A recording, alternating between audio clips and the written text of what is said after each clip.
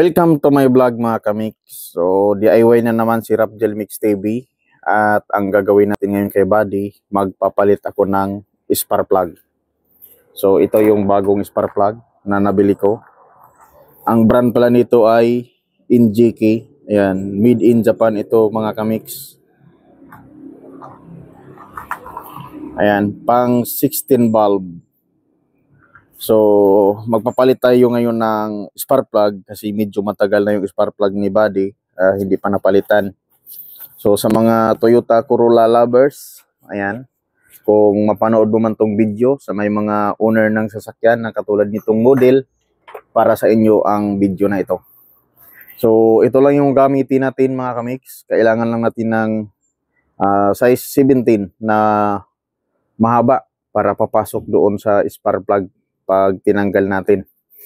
So tatanggalin na natin ang high tension wire.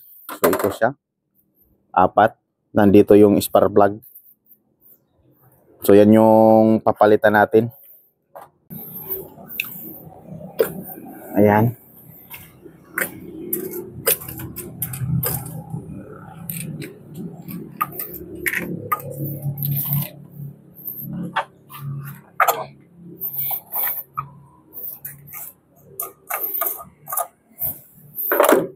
So, kapag wala kayong ganito mga kamix, ayan, wala kayong ganitong tools, so hindi nyo matanggal yung spark plug kasi malalim ito mga kamix.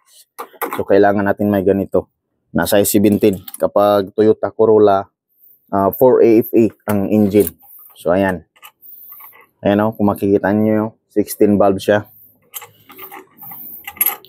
So, pinapakita ko sa inyo kung paano magpalit ng spark plug. Ito ay madali lang naman para magkaroon din kayo ng idea kung hindi nyo pa alam. So sa mga may Toyota Corolla lover dyan, ang video na ito ay tamang-tama sa iyo. Pwede ka na mag-DIY. Mapanood mo lang itong aking video. Yan, luluwagan lang natin lahat. Saka natin tatanggalin ang spark plug.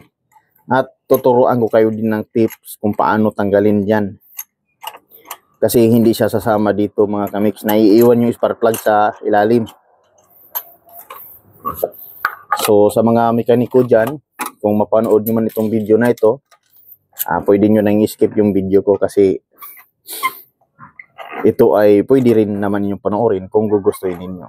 So sa mga baguhan lang dyan, sa mga wala pang idea kung paano magpalit ng spark plug, ay tamang-tama ito sa inyo.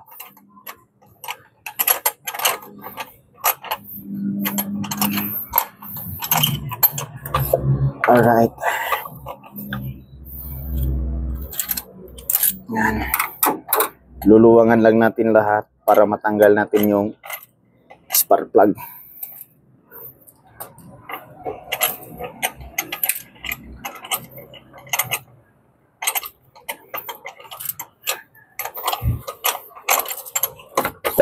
Okay. So kaya pala tinanggal ko dito yung takip sa takip ng langis mga kamix ito para hindi sasabit sa pag-iikot nito. Kasi sasabit siya. So ito yung tip sa pagtanggal ng spark plug. Ito lang yung gagamitin niyo, yung high tension wire. Yan. Tapos alog-alogin niyo lang. Sana ba? Ayan o. So, ayan na siya. Ganyan lang ang diskarte sa pagtanggal ng spark plug. Gagamitin lang yung high tension wire. Yun. 2. 3. 4. So, ito na yung lumang spark plug mga kamix. So, ito yung sunog niya oh. So, kayo nang mag-decide kung goods ba yung sunog niya, kung sakto ba yung hangin na pumapasok. So, papalitan na natin. At ito yung ipalit natin. Injiki. Ano naman ito? Japan ito, Japan. Ayan. So, ang dulo niya ay maliit lang mga kamix. Ayan. So, ilagyan na natin. Isa. So, kailangan pag nagpalit kayo ng spark plug, kailangan seat siya. Apat din na puro bago. Huwag lang iisa yung palit ninyo. Dapat lahat puro bago para parehas yung nailagay na puro bago. Yan.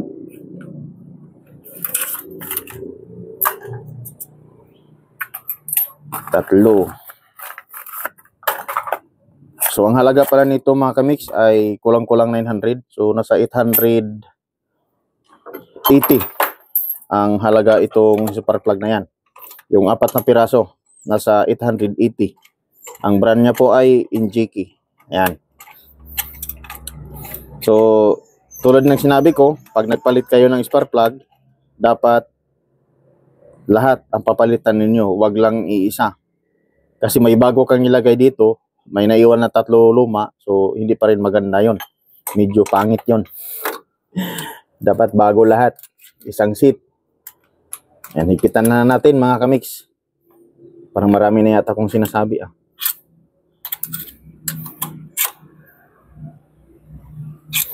So dito, huwag masyado nating higpitan. Yung katamtaman lang yung paghigpit natin para hindi mabali. Mamaya, masobrahan nyo sa paghigpit at nababali, delikado. Sakit sa ulo.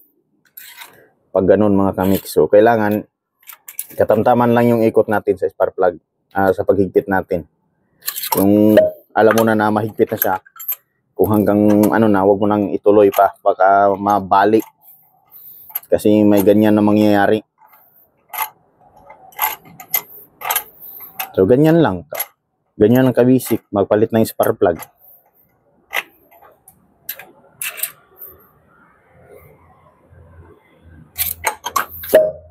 O di ba? May patunog pa siya pag binubunot ko.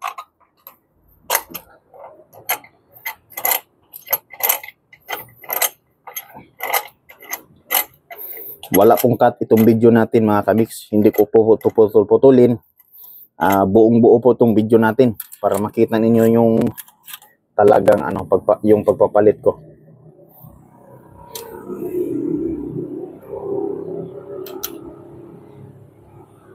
Okay. Ulitin natin. Check lang natin.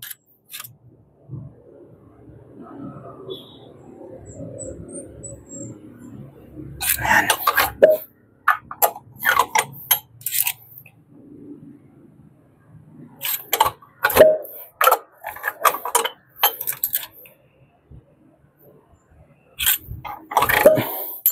So ayan na mga kamix, nahigpitan na natin yung spark plug.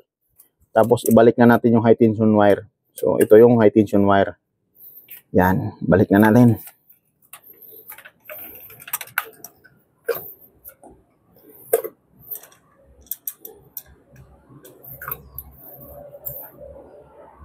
Okay. So ayan na. Ganyan lang kadali magpalit ng spark plug ng Toyota Corolla 4 EFA. 16 bulb. So sana nagkaroon kayo ng idea kung ito ay napadaan man sa inyo mga kamix, itong video na ito. So maraming salamat din sa inyong panonood. So hanggang dito na lang yung vlog natin at natatapos na. Ganun lang siya kadali palitan ng spark plug. So hanggang dito na lang yung vlog natin mga kamix. Thank you for watching. So kung bago ka lang napadaan sa aking channel, don't forget to subscribe. Palike and share na din. Maraming salamat mga kamix.